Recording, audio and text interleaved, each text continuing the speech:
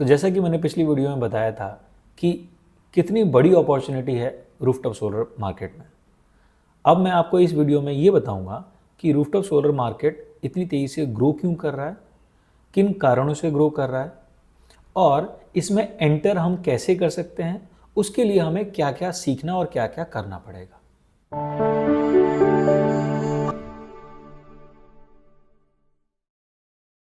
Rooftop solar market इतनी तेज़ी से आखिर ग्रो क्यों कर रहा है, तो इसके पीछे हम कारणों को समझेंगे, किन किन कारणों से रूफटॉप सोलर मार्केट बहुत तेज़ी से ग्रो कर रहा है और इसमें हम कैसे एंटर कर सकते हैं और हमारे लिए क्या अपॉर्चुनिटी है और उस अपॉर्चुनिटी को यूज़ करने के लिए, यानी कि उस अपॉर्चुनिटी को लाभदायक सिचुएशन में लाने के लिए हमें क्या क्या करना चाहिए और क्या क्या सीखना चाहिए सो दैट कि हम भी इस अपॉर्चुनिटी का लाभ उठा सकें।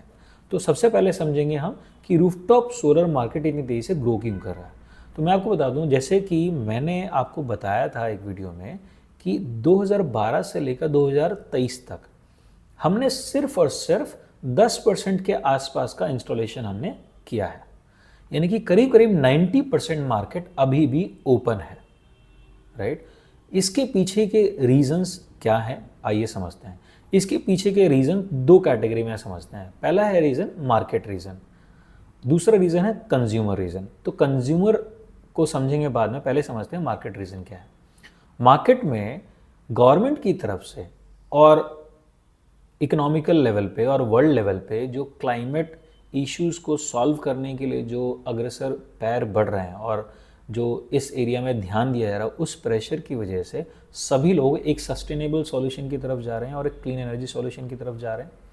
तो उससे गवर्नमेंट जो है उसको सपोर्ट करने के लिए क्या कर रही है, वो सब्सिडीज़ लेके आ रही है, टैक्स बेनिफिट लेके आ रही है और इस माध्यम से सोलर को प्रमोट किया जा रहा है सभी गवर्नमेंट द्वारा, सभी स्टेट और सभी देशों द्वारा। तो वैसा ही ग्रो हमारे देश में भी देखने को मिल रहा है।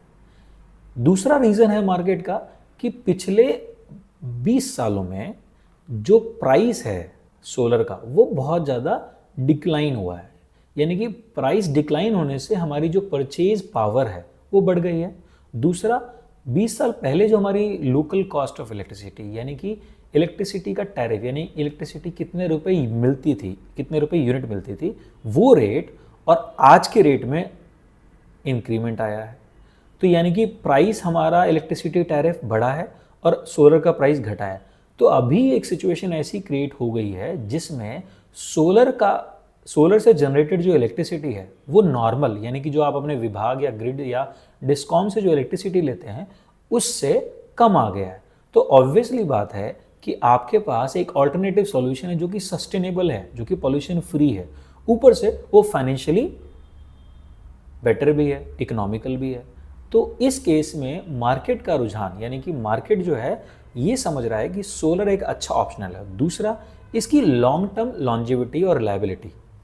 सोलर सिस्टम्स करीब करीब 25 से 30 साल तक लाइफ रखता है, यानी कि इसकी जो वारंटीज़ ही बात करें तो 25 साल की वारंटीज़ के साथ आते हैं सोलर पैनल। तो अगर आपने वन टाइम सेटअप कर लिया तो अगले 25 साल के लिए आप फ्री ऑफ कॉस्ट सोलर से एनर्जी बनाते रहेंगे, यानी कि इलेक्ट्रिसिटी बनाते रहेंगे। और ये इलेक्ट्रिसिटी जो बनेगी वो बनेगी सूरज से, यानी कि सूर्य की किरणों से, यानी कि सोलर एनर्जी से। और सोलर एनर्जी अनलिमिटेड मात्रा में हमारे पास फ्रीली अवेलेबल है, यानी कि हर छत पे सोलर की मात्रा, यानी कि सोलर एनर्जी की मात्रा सभी के पास बराबर है और आप कभी भी कहीं भी एक्सेस कर सकते हैं इसको। दूसरा रीज़न हम समझते हैं कंज्यूमर साइड का।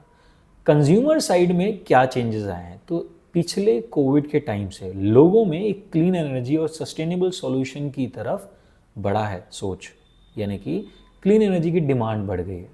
दूसरा रीज़न है कि लोगों की परचेजिंग पावर बढ़ गई है और इलेक्ट्रिसिटी का जो प्राइस है, इलेक्ट्रिसिटी यूनिट प्राइस है जो है वो बढ़ गया है। तो लोगों का जो बिल है वो बढ़ के आने लगा है। तो ऑब्वियसली बात है कि किसी भी कंज्यूमर को पेन होगा, यानी कि अगर आपको इलेक्ट्रिसिटी बिल बढ़ के आएगा, जो आपकी मंथली इनकम में से एक हिस्सा इलेक्ट्रिसिटी बिल में चला जाता है, तो उसको सॉल्व करने के लिए ज़रूर आप कुछ सोचोगे। तो उसके लिए जो सॉल्यूशन है वो एक सोलर सॉल्यूशन बन के आ रहा है, ठीक है।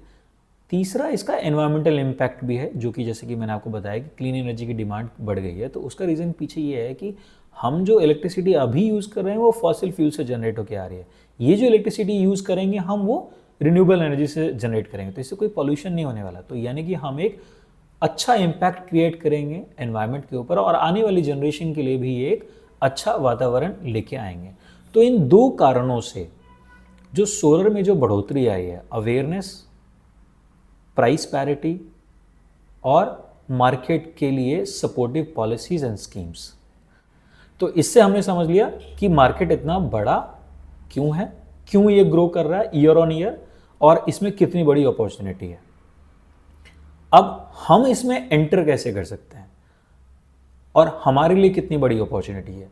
तो जैसा कि मैंने आपको बताया कि बहुत सारे कंज्यूमर अपने इलेक्ट्रिसिटी बिल से परेशान हैं और इसमें गवर्नमेंट की सपोर्टिव पॉलिसी लाइक सब्सिडी और टैक्स बेनिफिट भी है।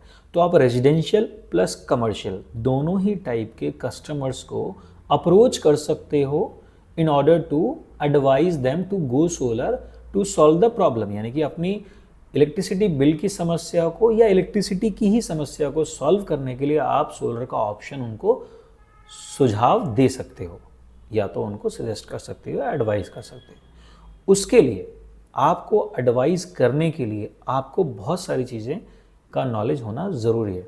बहुत सारी में से कुछ मेन चीज़ें हम ज़रूर कवर करेंगे कि इसमें एंटर करने के लिए, यानी किसी को एडवाइस करने के लिए हमें क्या क्या पता होना चाहिए। तो इस अपॉर्चुनिटी को अच्छे से यूटिलाइज कर पाएँ, उसके लिए हमें ज़रूरी है कि हमको सही नॉलेज और सही तरीके से इन्फॉर्मेशन हमारे पास होनी चाहिए, जिससे कि हम ये इन्फॉर्मेशन पास ऑन करके सजेस्ट कर सकें और एडवाइस कर सकें।